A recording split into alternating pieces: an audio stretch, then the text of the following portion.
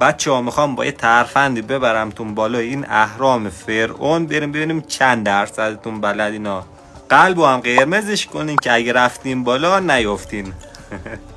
بچه بیا پایین.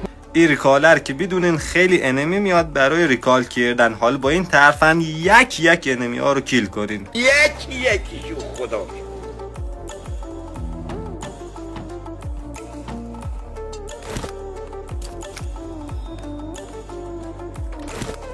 به همین راحتی. حالا بریم برای فرعون.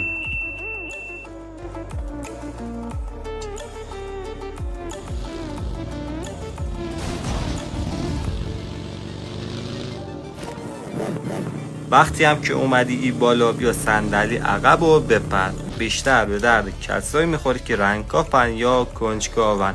به همین راحتی میتونی بیای. حتما بیاید با هم دیگه انجامش بدیم.